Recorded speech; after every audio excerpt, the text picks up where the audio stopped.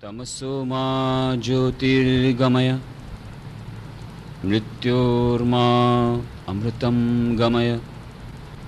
ओम शांति शांति शांति।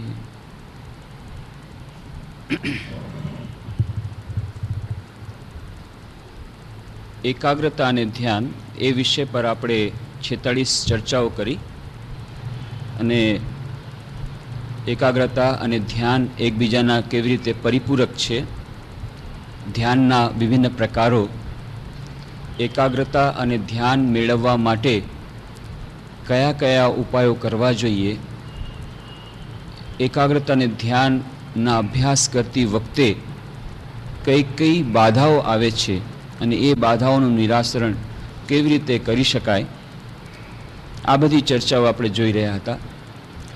અને એક ચર્ચા જે આપણી ઉપાડી હતી કે એકાગ્રતા અને ધ્યાનના અભ્યાસમાં એક મોટી બાધા જે નડે છે એ મનની અશુદ્ધિની, અને મન જેટલું શુદ્ધ થશે એટલી મનની એકાગ્રતા વધશે.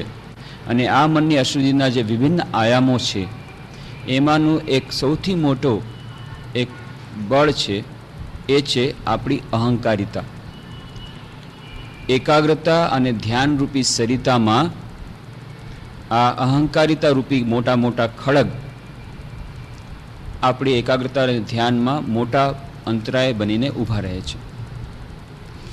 અને વિલિયમ જેમ્સે જે કહ્યું હતું કે આપણો આ અહંકાર આપણને વિભિન્ન વ્યક્તિત્વમાં ખંડિત કરે છે. અને અબ્રાહમ મેસ્લોની આપણે વાત કરી એ કેવી રીતે સેલ્ફિશનેસ અને ઇગોટિઝમ આ બંને વચ્ચેનો શું ભેદ છે, સ્વાર્થપરાયણતા અને અહંકારિતા. એવી જ રીતે ઈગો અને ઇગોટિઝમ, અહંકાર અને અહંકારિતા, આ બંને વચ્ચેનો શું સૂક્ષ્મ અંતર છે એ પણ આપણે જોવાનો પ્રયત્ન કર્યો. અહંકાર એ સારી વસ્તુ છે, અહંકારને વધુ પુષ્ટ કરવો પડે, વધુ મેચ્યોર કરવો પડે, પણ અહંકારિતા એ આપણા એકાગ્રતા અને ધ્યાનના અભ્યાસમાં એક મોટી બાધા રૂપે નીવડે છે. આ અહંકારિતા કેવી રીતે દૂર થાય તો વાત કરી હતી કાચો અહંકાર અને પાકો અહંકાર. જ્યારે કાચો હું, કાચા અમી, એ પાકા હું, પાકા અમીમાં જ્યારે પરિવર્તિત થાય ત્યારે આપણી અહંકારિતાના દોષમાંથી આપણે મુક્ત થઈ શકીએ. અને એ આપણને દૈનંદિન જીવનમાં શાંતિ બક્ષશે, આપણા દૈનંદિન કાર્યોમાં આપણને એકાગ્રતા બક્ષશે, અને તેની સાથે સાથે ધ્યાનના ઊંડાણના અભ્યાસમાં આપણને સહાયરૂપ થશે. એટલું જ નહીં, આપણને અંતિમ લક્ષ્ય સુધી પહોંચાડી દેશે. કારણ કે જેમ આપણે કહ્યું, આધ્યાત્મિક જીવનનો પ્રારંભ આ અહંકારિતાના નાશ દ્વારા શરૂ થાય છે. શિષ્ય ગુરુ પાસે જાય છે, નમન કરે છે, પ્રણામ કરે છે, પોતાનું શીશ ઝુકાવે છે. આ એની શરૂઆતથી આધ્યાત્મિક જીવનની. જ્યાં સુધી આ અહંકારિતા આટલે હદ સુધી કમસે કમ નથી ઓછી થઈ કે આપણે એટલી આપણામાં શ્રદ્ધા આવે, એટલી આપણામાં નમ્રતા આવે, એટલી આ અહંકારિતા આપણે દૂર થાય કે ના, મારે કંઈક બીજું શીખવાનું છે, અને એ બીજો જે વ્યક્તિ પાસે આ માટેનું જ્ઞાન વધારે છે ત્યાં હું શ્રદ્ધાપૂર્વક નતમસ્તક થઈશ. આ નતમસ્તક જ્યારે શિષ્ય થાય છે ગુરુ પાસે, ત્યારે ગુરુ પાસેથી એ જ્ઞાન એ ઉપરના જે લેવલથી, હાયર લેવલથી લોઅર લેવલ, ઊંચેથી નીચે સુધી આવે છે, ટ્રાન્સફર થાય છે. આ તો શરૂઆત થઈ, અને એની પરિણતિ થાય છે. આ કાચો અહંકાર જ્યારે સંપૂર્ણ રીતે ઓગળી જાય છે, આ અહંકાર જ્યારે વિલીન થઈ જાય છે, કાં તો એ પરમાત્મામાં વિલીન થઈ જાય એ ભક્તિની દૃષ્ટિથી, અથવા તો પરબ્રહ્મમાં વિલીન થઈ જાય જ્ઞાનીની દૃષ્ટિથી. ગમે તે રીતે આ ક્ષુદ્ર અહમ જ્યારે સંપૂર્ણ વિનાશ પામે છે ત્યારે એ સમાધિની અવસ્થા થાય છે. યોગની ભાષામાં જેને કહે છે નિર્વિકલ્પ સમાધિ, નિર્બીજ સમાધિ, એ ધ્યાનની અંતિમ અવસ્થા, ધ્યાનથી પણ ઊંચી ચરમ અવસ્થા અને અંતિમ અવસ્થા. તો યોગની દૃષ્ટિથી હોય કે જ્ઞાનની દૃષ્ટિથી હોય, ભક્તિની દૃષ્ટિથી હોય કે કર્મયોગની દૃષ્ટિથી, તો એ નિસ્વાર્થતા એનો ઉદ્દેશ જ છે. એ બધી દૃષ્ટિથી જોતા આ અહંકારને, કાચા જે ક્ષુદ્ર અહંકારને, અહંકારિતાને સંપૂર્ણ રીતે ઓગાળી દેવી, એને પાકા અહંકારમાં પરિવર્તિત કરી દેવું, આ જ જીવનનો ઉદ્દેશ્ય છે. આપણા દૈનંદિન જીવનમાં આપણે કાર્યોમાં જોઈએ એકાગ્રતા. કોઈ વિદ્યાર્થી ભણવા બેસે છે, સૌથી વધારે એને નડે છે, એકાગ્રતામાં નડતરરૂપ થાય છે ટેન્શન. શેનું ટેન્શન? પરીક્ષામાં શું ફળ આવશે, સારું આવશે કે નહીં, એના માટેનું ટેન્શન શરૂ થાય છે. એ ટેન્શન કેમ આવ્યું? કારણ કે એ બધા ટેન્શન, બધી ચિંતાઓનું મૂળ ક્યાં છે? Security of the ego, insecurity of the ego. આપણો અહંકાર એક પ્રકારની અસુરક્ષા અનુભવે છે. કદાચ જો મને સારા નંબર નહીં મળે તો પછી લોકો શું કહેશે? મારા અહંકાર ઉપર મોટો આઘાત મળશે. આ મારા અહંકારને. બિઝનેસમેન, એક વેપારી પણ જ્યારે એ વેપારમાં પૂરેપૂરો એકાગ્ર થઈ શકતો નથી. કેમ? એન્ઝાઇટીઝ, ચિંતાઓ. ડિસિઝન બરાબર લઈ શકતો નથી, નિર્ણય શક્તિની બહાર મારી જાય છે. કેમ? કેલ્ક્યુલેશન, બધા વિચારો કરે છે. કદાચ જો આવી રીતે થશે તો, કદાચ જો ભાવ ગગડી જશે તો, કદાચ આમ થઈ જશે તો પછી હું સમાજ સામે મારું શું મોઢું બતાવીશ? આ અહંકાર ઉપર આઘાત આવવાનો છે. અહંકાર આપણો અસુરક્ષા અનુભવે છે. એને કારણે આપણી એકાગ્રતા ભંગ થઈ અને આપણા દૈનંદિન જીવનમાં ટેન્શન અને ચિંતા એ ઊભા થયા. અને જ્યાં ચિંતા અને ટેન્શન એ પછી આપણે ભૂતકાળની કોઈ ખરાબ ભૂલને લીધે હોય અથવા તો ભવિષ્યની આશંકાને લીધે હોય, ગમે તે કારણે જે ચિંતા અને ટેન્શન ઊભું થયું, એનું મુખ્ય કારણ આ આપણી અહંકારિતા, એનું મુખ્ય કારણ આપણો અહંકાર અસુરક્ષા અનુભવે છે. અને આ જેટલી બધી એકાગ્રતાનો બાધક તત્વ ટેન્શન છે, ચિંતા છે, આશંકાઓ છે, કુશંકાઓ છે. તો દૈનંદિન જીવનમાં પણ આપણે જોઈએ છીએ, આપણે દૈનંદિન જીવનમાં એફિશિયન્સી મેળવવા માટે પણ આ ચિંતા, કુશંકાઓમાંથી મુક્ત થવું પડે. એ મુક્ત થવા માટે થઈને અહંકારિતાની ચંગુલમાંથી જવું પડે. એવી જ રીતે આધ્યાત્મિક જીવનમાં આગળ વધવું હોય, એકાગ્રતાના ધ્યાનના ઊંડા અભ્યાસમાં જવું હોય, ત્યાં પણ આ જ વાત નડે છે. ધ્યાન કરવા બેસીએ છીએ, 2 દિવસ પહેલાં કોઈ કટુ વાક્ય આપણને કહી દીધા, એ જ વાક્ય યાદ આવે છે, આપણે એને ભૂલી શકતા નથી. કોઈ આલોચના કરી છે, કોઈએ ટીકા કરી છે, ભૂલી શકતા નથી. ધ્યાન આપણું જામતું નથી.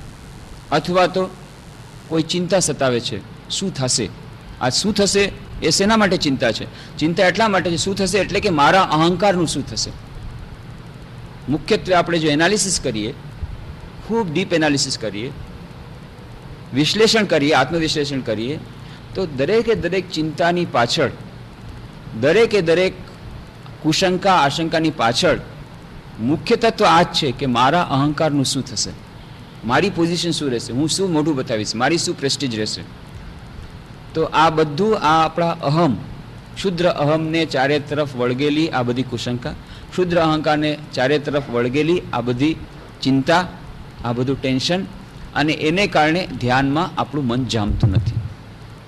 તો બધી રીતે જોવાથી આ અહંકારિતા આપણે એક મોટા ખડગ રૂપે આધાર આવે છે. અને એટલા જ માટે જ્યારે પતંજલિ યોગ સૂત્રનો પ્રારંભ કરે છે તો કહે છે ધ્યાન તો સપ્તમ સીડી છે, સપ્તમ સોપાન છે.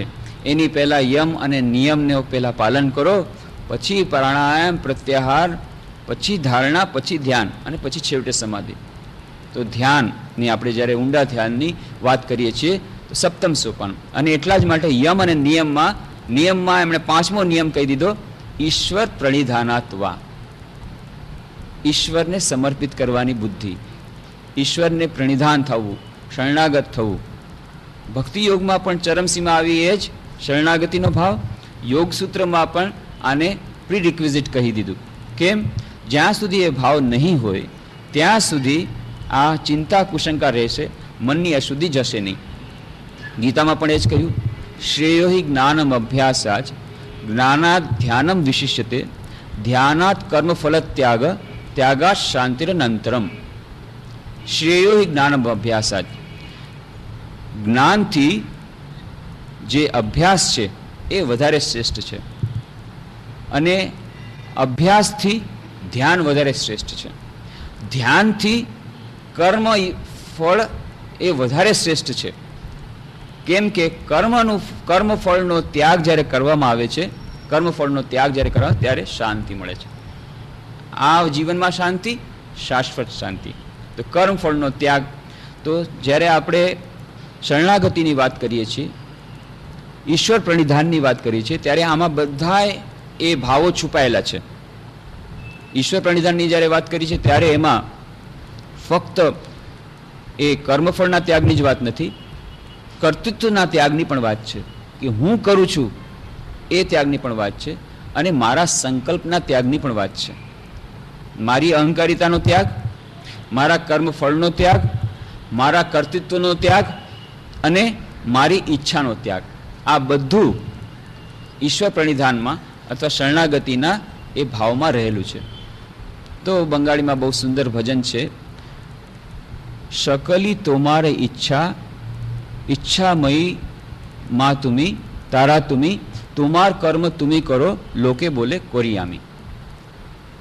શકલી તોમાર ઈચ્છા, હે માં બધી તમારી જ ઈચ્છા છે, તુમી ઈચ્છામયી તારા તુમી, હે તારા તમે ઈચ્છામયી છો, આ બધું જગતમાં જે ચાલી રહ્યું છે તમારી ઈચ્છાથી જ થઈ રહ્યું છે.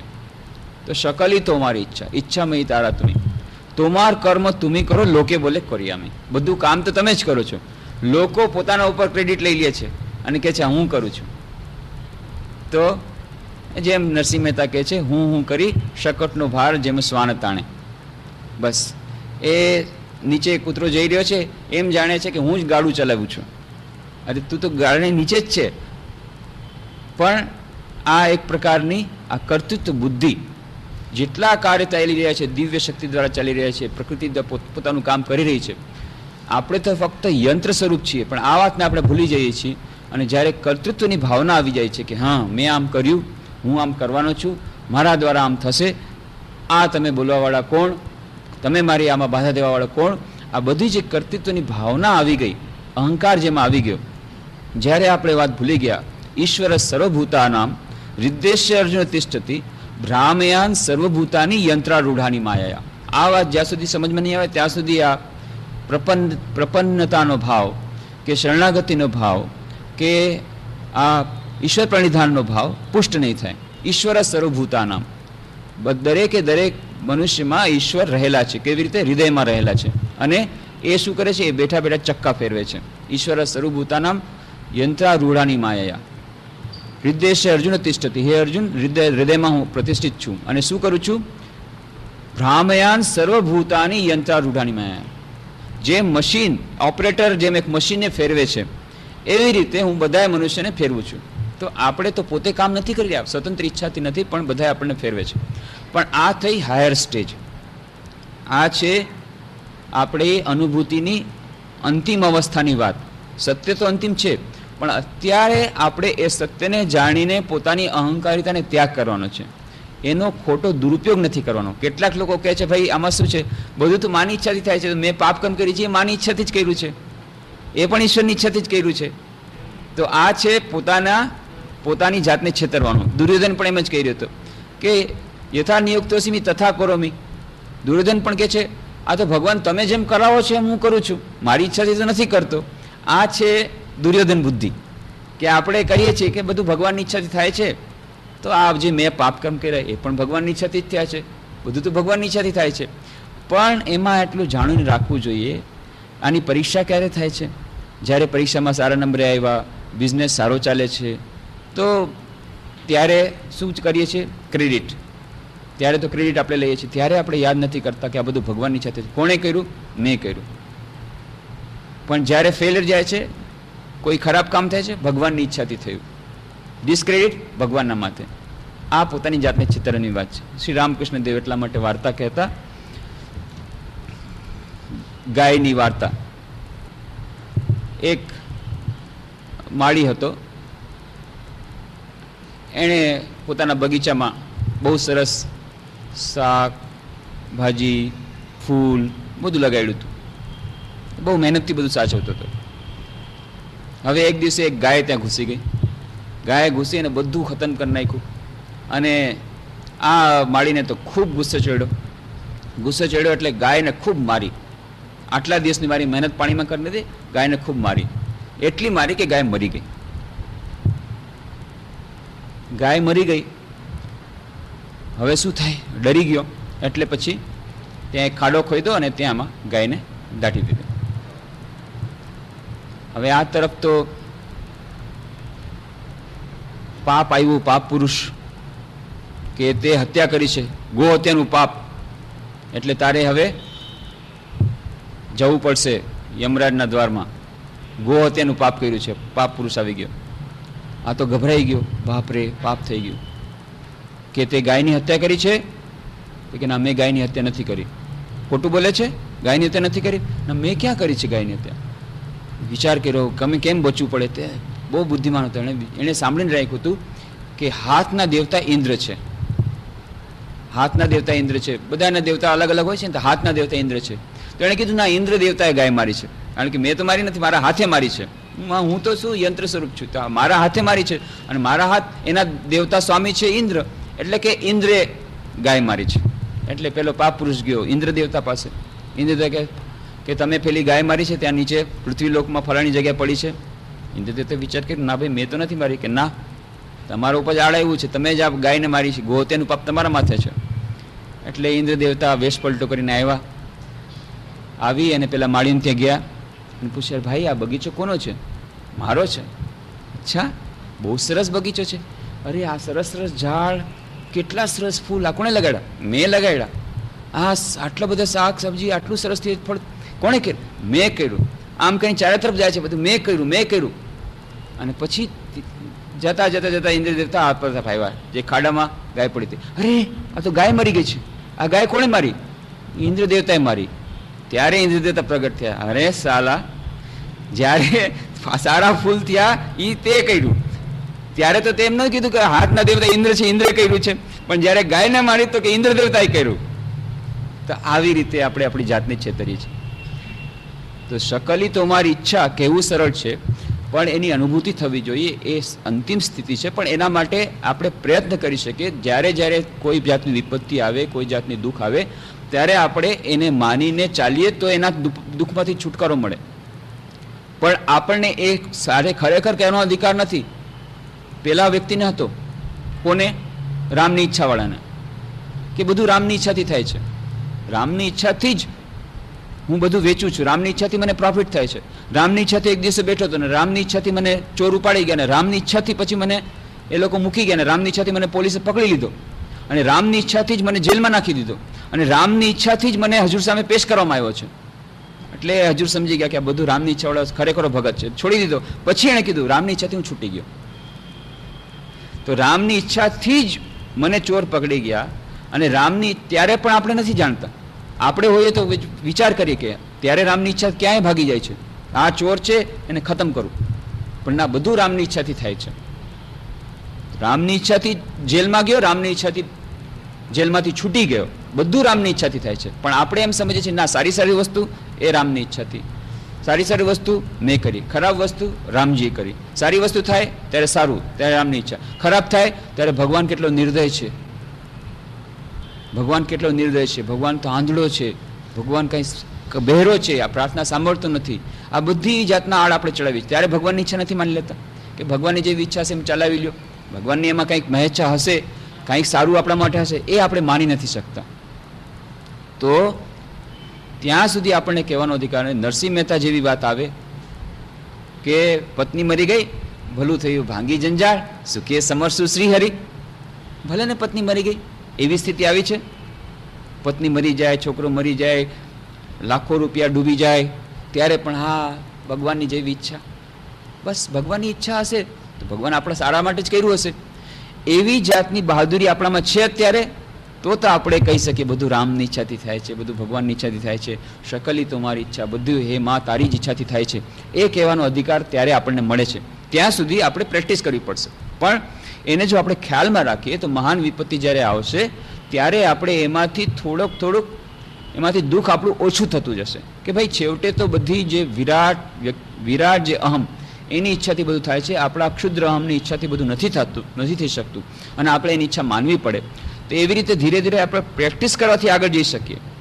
બાકી ફક્ત મોઢેથી કહેવાથી કે ભાઈ મેં તો બધું સરેન્ડર કરી દીધું છે, શરણાગત થઈ ગયો છે, મારો અહંકાર તો છે જ નહીં, હવે બધું ઈશ્વરની ઈચ્છાથી હું કરું છું, એ કહેવું સરળ છે, પણ પાલન કરવું બહુ જ કઠિન છે.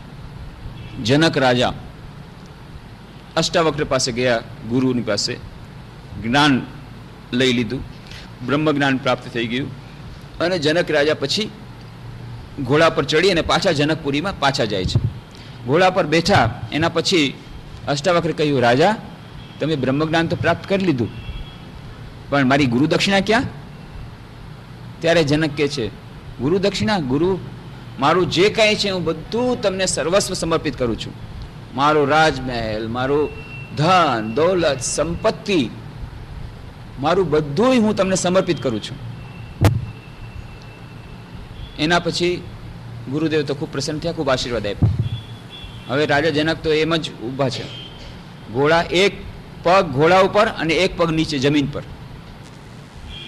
પછી પૂછે છે અષ્ટાવક્ર, તો રાજા જાઓ, હવે જનકપુરી જતા કેમ નથી?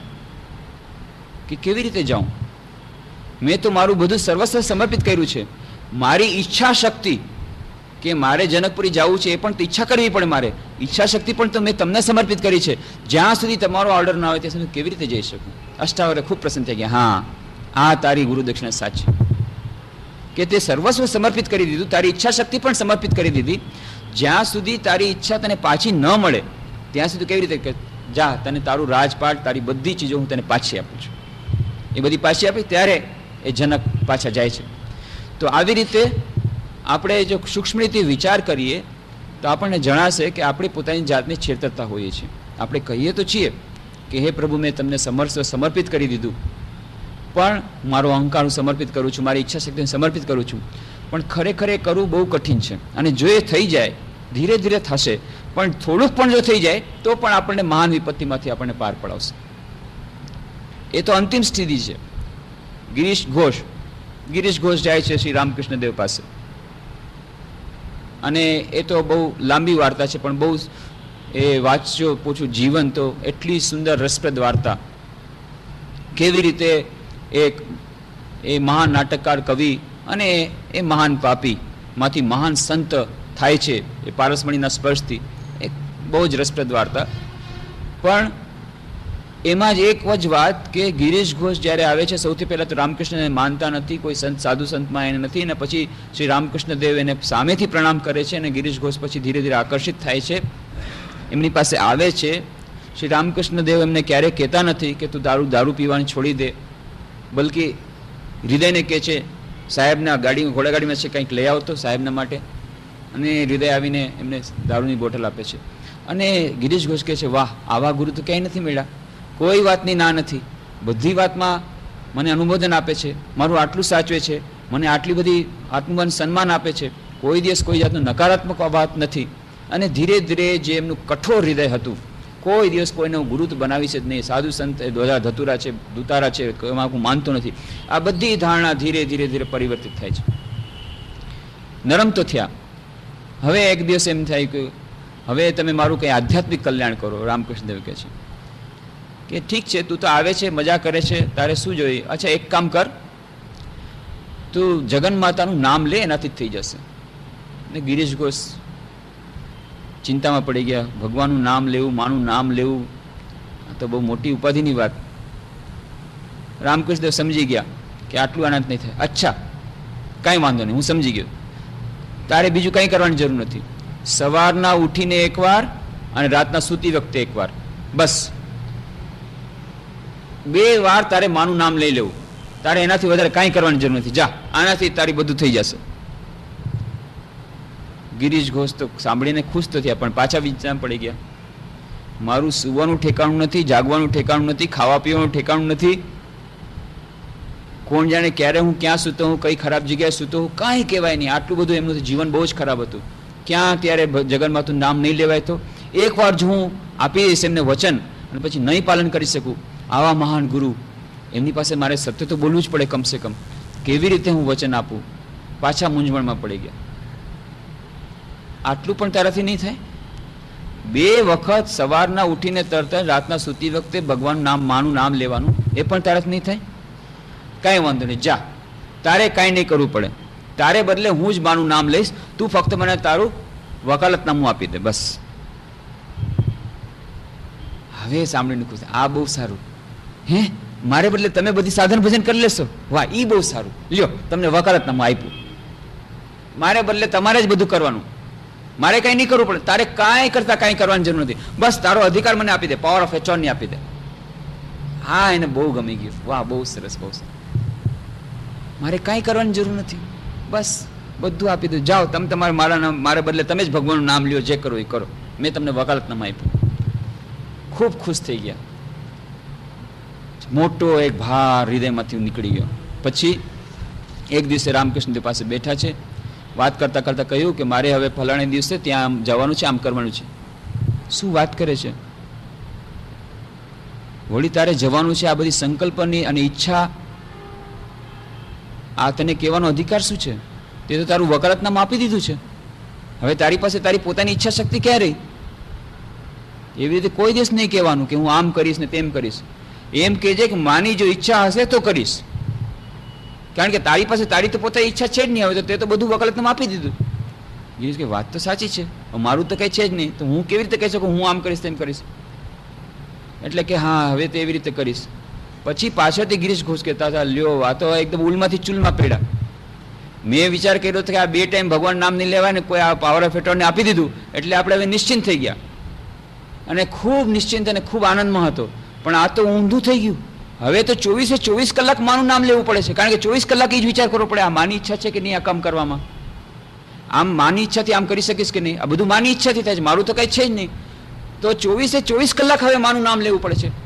દારૂ પીવા જાય છે ત્યાં જ વિચાર આવે છે, અરે આ દારૂ પીવું છે એ પણ આમાં માની ઈચ્છા છે કે નહીં, કેવી રીતે દારૂ પીવાય? જગ્યાએ કોઈ ખરાબ જગ્યાએ જવા જાય, આમાં માની ઈચ્છા છે કે નહીં? મારું તો પોતાનું છે ને, મારી પોતાની તો ઈચ્છા છે જ નહીં, કેવી રીતે કરું? માની ઈચ્છા છે કે નહીં? આમ કરતા કરતા કરતા તો કે 24 કલાક અને મારું પાસે નામ લેવડાવી લીધું માનું. અને બીજી શું મુશ્કેલની વાત શું છે કે મારી પાસે કોઈ સ્વતંત્ર નથી રહી. મને એમ હતું કે હું સ્વતંત્ર થઈ ગયો, હું જે કરીશ જે ચાહીશ એમ કરીશ, અને ખૂબ આનંદમાં હતો. આ તો ઉલટાનો ફસાઈ ગયો. વકાલતનામું આપ્યા પછી પરતંત્ર બની ગયો. પહેલા કમસે કમ મને રડવાની તો સ્વતંત્રતા હતી કે ભાઈ દુઃખી થયા છે તો રડું, રડવાની સ્વતંત્રતા નથી. કેમ? બધું માની ઈચ્છાથી થાય છે, પછી દુઃખ શેનું? અને ખરેખર ગિરીશ ઘોષને પાછળના બહુ જ પાકટ ઉંમરે બહુ સુંદર બાળકનો જન્મ થયો હતો. એટલો સુંદર બાળક, અને તેમ જ માનતા હતા કે રામકૃષ્ણ જ મને મારી સેવા લેવા માટે આવ્યા છે, અને ખૂબ લાડ પ્રેમથી રાખતા હતા. અને નાની ઉંમરમાં એ મરી ગયો. એનું દુઃખની કલ્પના કરી શકે, જે પોતાના ઈષ્ટ દેવતા મારા બાળક રૂપે આવ્યા છે, એની આટલી બધી સેવા કરે છે, એ બાળક મરી ગયો. પણ રડવાની એમનામાં ક્ષમતા નથી. કેમ? કેવી રીતે રડું? મારી પાસે તો મારી પોતાની ઈચ્છા શક્તિ નથી, વકાલતનામું આપી દીધું છે, હવે રડવાની પણ મારામાં સ્વતંત્રતા નથી. તો આવી જાતની સિન્સિયરિટી હોય તો વકાલતનામું આપણું ભગવાન સ્વીકાર કરે કે બધું ભગવાનની ઈચ્છાથી થાય છે, દરેકે દરેક માની ઈચ્છાથી થાય છે, અને ત્યારે કોઈ દિવસ આપણાથી ખોટું કામ નહીં થાય. જેમ ગિરીશ ઘોષથી ન થયું કે દરેકે દરેક વખતે વિચાર આવે છે, ઓહો મેં તો વકાલતનામું આપ્યું છે, હવે હું જે કાંઈ કામ કરીશ એ બધાયનું ફળ રામકૃષ્ણ દેવને ભોગવવું પડશે. જે મહાન ગુરુએ, જે વ્યક્તિએ આટલો બધો મને પ્રેમ આપ્યો, દુનિયામાં બધા મને ધૂતકારતા હતા, બધા મને ઘૃણા કરતા હતા, આ એક જ વ્યક્તિએ મને આટલો બધો મહાન નીચ પાપીમાં પાપી એવી વ્યક્તિને આટલો બધો પ્રેમ આપ્યો, મારા માટે થઈને મારા માટે થઈને સાધન ભજન કરે છે, મારા માટે થઈને પોતાનું બધું છોડી દે છે, અને હું જે કંઈ ખરાબ કામ કરીશ એનું ફળ એને ભોગવવું પડશે. અરે એ હું કેવી રીતે કરી શકું? પોતાની મેળે એમાંથી વિરત થઈ જાય છે.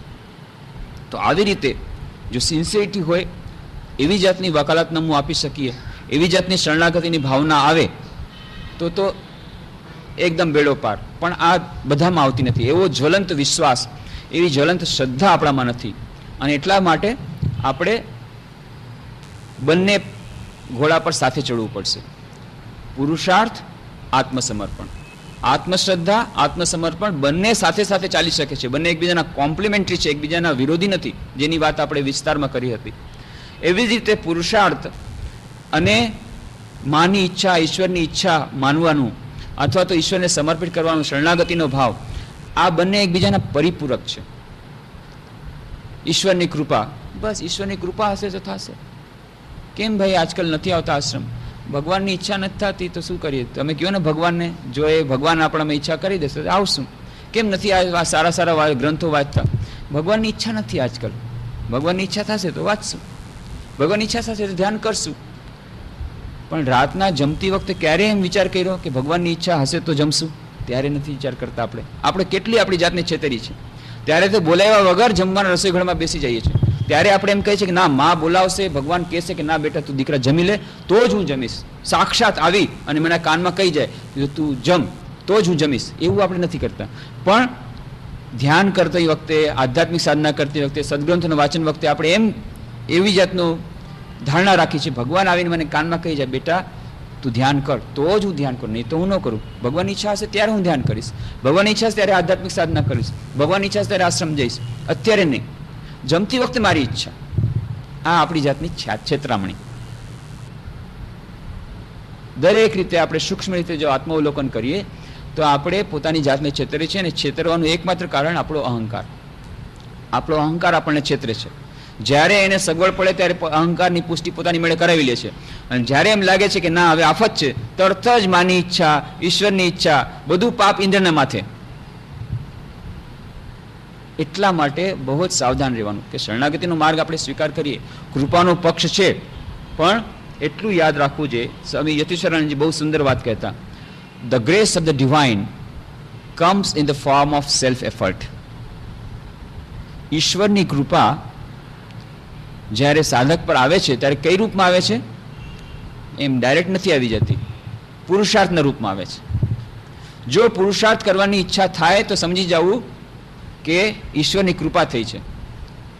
પણ આપણે એમ માનીને બેસી જઈએ બસ તૈયાર ભાણું આવશે, આપણા મોઢામાં કોઈ નાખી દેશે અને પછી ડાયજેસ્ટ પણ કોઈક બીજું કરી દેશે, આપણે કાંઈ નથી કરવાનું. એ નથી. ભગવાન આપણને રસોઈ બનાવવાની શક્તિ આપશે, ભગવાન આપણને રસોઈ બનાવીને પછી જમવાની પણ શક્તિ આપશે અને પછી પચાવવાની પણ શક્તિ આવશે. એ પુરુષાર્થના રૂપમાં ભગવાનની કૃપા આવશે.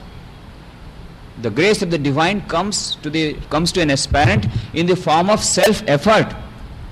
આપણી જાતને આપણે છેતરી નહીં, બસ ઈશ્વરની કૃપા થશે ત્યારે બધું થશે, ઈશ્વરની કૃપા હશે ત્યારે ધ્યાનમાં મન લાગશે, ઈશ્વરની કૃપા હશે ત્યારે આપણે આધ્યાત્મિક સાધના કરશું, ઈશ્વરની જ્યારે કૃપા હશે ત્યારે બધું થઈ જશે. ઈશ્વરની કૃપા પર બધું અવલંબે છે. અત્યારે આપણને જેમ મન ફાવે તેમ કરો, જેમ મન ફાવે તેમ કરો. આ છે આપણી પોતાની જાતને છેતરવાની વાત. કે છે અત્યારે ઈશ્વરની ઈચ્છા હોત તો શું કરો આપણે ન આવત અહીંયા? ઈશ્વરની ઈચ્છા નથી એટલે સત્સંગમાં નથી આવતા. પણ આપણે વિશ્લેષણ કરીને જોઈએ કે ઈશ્વરે કાનમાં કહી દીધું હતું તમને? ના, એક જાતની ઈચ્છા થઈ હતી. આ બહુ જ ખૂબ જ મહત્વનો મુદ્દો છે. ક્યારેક ક્યારેક આપણે કહીએ છીએ ના, મને મનમાં ઇન્ટ્યુશન થયું, મને મનનો અવાજ સંભળાયો, અંતરાત્માનો અવાજ આવ્યો કે નહીં બેટા અત્યારે તારે સાધના કરવાની જરૂર નથી, અત્યારે તો ખૂબ સંસારમાં રહે, પછી વૃદ્ધાવસ્થામાં તારે જે કરવું એ કરજે. મારી અંતરાત્માની આવાજ છે, મને ઈશ્વરે કહી દીધું છે. કેટલાક પોતાની જાતને એવી રીતે છેતરે છે. અંતરાત્માની આવાજ. આ અંતરાત્માની આવાજ કાંઈ નથી, તમારા જ પોતાના સબકોન્શિયસ માઇન્ડ, અચેતન મન જે અશુદ્ધ છે હજી. હા, એ કોણ કહી શકે? જ્યારે આ મન શુદ્ધ થઈ જાય, કોઈ પણ પ્રકારની અશુદ્ધિ ન હોય, નિરહંકારિતા આવી ગઈ છે, અહંકારિતાનો લેશ માત્ર નથી, કામ, ક્રોધ, લોભ, મોહ, અહંકારિતા, આ બધા દુર્ગુણોથી જે મન શુદ્ધ થઈ ગયું છે, એ શુદ્ધ મનમાં જે સંકલ્પ ઉઠે છે એ ડિવાઇન, એ દિવ્ય સંકલ્પ, એ ઈશ્વરનો સંકલ્પ, એમાં ઈશ્વરની ઈચ્છા હોય છે. પણ એ ઘણી દૂરની વાત છે આપણા માટે. સ્વામી વિવેકાનંદ કહે છે કે કોઈ ગુરુ પાસે તમારે શરણ લેવું જોઈએ અને એમની પાસેથી તમારે જ્ઞાન પ્રાપ્ત કરી લેવું જોઈએ. એનાથી પણ વધુ સારી વસ્તુ છે કે તમે સીધા ઈશ્વરને શરણાગત થાઓ અને ઈશ્વર પાસેથી જ મેળવો. ઘણા લોકો એમ માને છે બસ આપણે ડાયરેક્ટ ઈશ્વર પાસેથી મેળવી લેશું, શુક્ર આપણે કોઈને ગુરુ બનાવવો જોઈએ. પણ એના પછીનું વાક્ય આપણે યાદ રાખવું જોઈએ. સ્વામી વિવેકાનંદ કહે છે સેંકડો વર્ષમાં એકાદ વ્યક્તિ એવી હોય છે જેણે ખરેખર આવી રીતે ઈશ્વર પાસેથી ઈશ્વરને સંપૂર્ણ રીતે શરણાગત થયા હોય છે. દિવ્ય વાણીમાં તમે વાંચી લો. 100 વર્ષમાં એકાદ વ્યક્તિ એવી હોય કે જે આવી રીતે સંપૂર્ણ શરણાગત થઈ ગઈ હોય, જેની ઈચ્છા અને માની ઈચ્છા, ઈશ્વરની ઈચ્છા એક થઈ ગઈ હોય, જેને પછી હવે બીજા કોઈ ગુરુ પાસે, મનુષ્ય ગુરુ પાસે આ માર્ગદર્શન માટે જવાની જરૂર નથી. આપણે ઘણીવાર આપણી જાતને છેતરી છે. આપણા અશુદ્ધ મનને, અશુદ્ધ અંતરાત્માને પરમાત્માનો અવાજ સમજી લઈએ છીએ કે બસ મને આવા તો દિવ્ય દર્શન થઈ ગયા, મને આવી રીતની અનુભૂતિ થઈ ગઈ છે અને બસ હવે તો સમાધિ 3 વાર તો થઈ ગઈ છે, હવે 4થી વાર થઈ જાય એટલે બસ પછી તો મારું થઈ ગયું, પછી હું ગુરુ જ બનવાનો છું. આ બધી આપણી મનની છેતરામણી. કારણ કે આપણું જે અચેતન મન એ પોતાને મોટું કરવા માગે છે, એ બીજા બધા ઉપર હાવી થવા માગે છે, એટલા માટે થઈને આપણને આવી રીતે છેતરે છે. એટલા માટે અહંકારિતા સૌથી મોટો દોષ એટલા માટે કીધો કે સૌથી વધારે છેતરપિંડી આપણા મન આપણી સાથે કરે છે એનું મુખ્ય કારણ છે અહંકારિતા. આપણો અહંકાર આપણને કોઈની શરણાગત થવા દેતો નથી, કોઈની પાસે જવા દેતો નથી, એ એમ કહેવા દેતો નથી કે ભાઈ હું તમારે નમન કરું છું, નમ્ર થાઉં છું અને તમારે જેમ કરવું એમ કરો. એવી રીતનું એ આવી શકતો નથી. એટલા માટે અહંકારિતા એ એના માટે સરળમાં સરળ ઉપાય ધીરે ધીરે શરણાગતિનો ભાવ. આ શરણાગતિનો ભાવ આવવા માટે થઈને જે 2-3 વાત કરી કે એક તો કર્તૃત્વની ભાવના કે હું કરું છું એ નહીં, કે ભગવાન તમારી ઈચ્છાથી તમે જે શક્તિ આપો છો એના પ્રમાણમાં હું કરી રહ્યો છું. એક. બીજું, હે પ્રભુ તમારી ઈચ્છાથી બધું થાય છે એવી રીતે માનવાનો પ્રયત્ન કરવાનો, પણ સૌથી પહેલાં તો પોતે પોતાની બુદ્ધિથી જેટલું બની શકે એટલું સારામાં સારી રીતે કામ કરવાનું. Do your best and leave the rest. કારણ કે શરૂઆતમાં આપણને કેવી રીતે ખબર પડે કે મારા માટે પરીક્ષામાં ફેલ થવું સારું રહેશે? મને અત્યારે એમ લાગે છે પરીક્ષામાં પાસ થવું મારા માટે સારું છે, એટલા માટે હું તૈયાર પ્રયત્ન કરીશ કે સારામાં સારા નંબરથી પાસ થવાનો પ્રયત્ન કરીશ. પછી જો એનાથી મારું રિઝલ્ટ સારું નહીં આવે તો સમજવાનું કે ના, ભગવાનની ઈચ્છા છે કે હું ફેલ થાઉં. પણ અત્યારે મારી બુદ્ધિથી મારે જેટલું સમજી શકાય એટલી રીતે તો હું એટલું કરીશ. મને મારી બુદ્ધિ જે ભગવાને આપી છે એ પણ ભગવાને જ આપેલી બુદ્ધિ છે. એ ભગવાને આપેલી બુદ્ધિનો આપણે વ્યવહાર નથી કરવા માગતા અને ડાયરેક્ટલી આપણે ભગવાનની ઈચ્છા પ્રમાણે જવા માગીએ છીએ, બની ન શકે. અત્યારે ભગવાને જે ઈચ્છા આપી છે, ભગવાને જેટલી આપણને સામર્થ્ય આપ્યું છે એ પ્રમાણે આપણે પ્રયત્ન કરવો પડે. અને એ પ્રયત્ન કર્યા પછી, પુરુષાર્થ પૂરો કર્યા પછી, એ જેટલું આપણે થઈ શકે એટલે પુરુષાર્થ કર્યા પછી જે રિઝલ્ટ આવે એને ભગવાનની ઈચ્છા માની લઈએ તો આપણને કોઈ ચિંતા નહીં રહે. તો આમાં છેતરામણીની વાત નથી આવતી. આત્મવિશ્વાસપૂર્વક દરેકે દરેક કામ કરવાનો પ્રયત્ન કરવાનો અને આવી રીતે પુરુષાર્થનો પ્રયત્ન કરવાનો. અને પુરુષાર્થની શક્તિ પણ ભગવાનની દિવ્ય કૃપાને લીધે આવી છે એવું જો આપણે માની શકીએ તો પછી કોઈ વાંધો નહીં આવે, તો પછી કોઈ સવાલ નથી.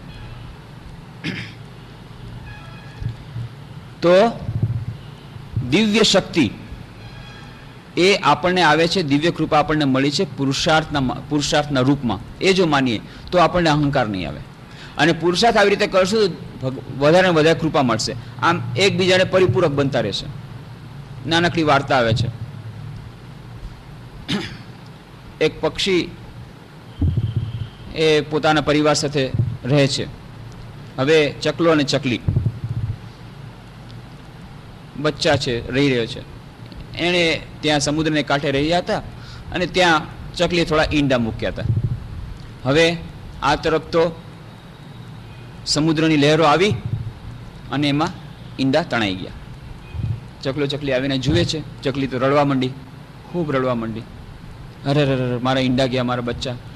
માતાનું કલ્પાંત ચકલાથી ન રહેવાયું કે ના, તું રડમાં. આ સમુદ્ર દેવતાને આજે મારું હું રહેવા નહીં દઉં. સમુદ્ર દેવતાને સૂકવીને રહીશ. આ સમુદ્ર દેવતાને સૂકવી નાખીશ, તારા ઈંડા પાછા મેળવીશ, ચિંતા નહીં કર. ચકલી પણ તૈયાર થઈ ગઈ, પુરુષાર્થ રોવાનું બની ગયા. ચાલો સમુદ્ર દેવતાથી બદલો લેવો છે. બસ હવે શું કરે છે? ત્યાંથી સમુદ્રમાં જાય છે, એક ટીપું પાણી લાવે છે, પાણી લઈ અને આવી અને ત્યાં રેતમાં નાખે છે.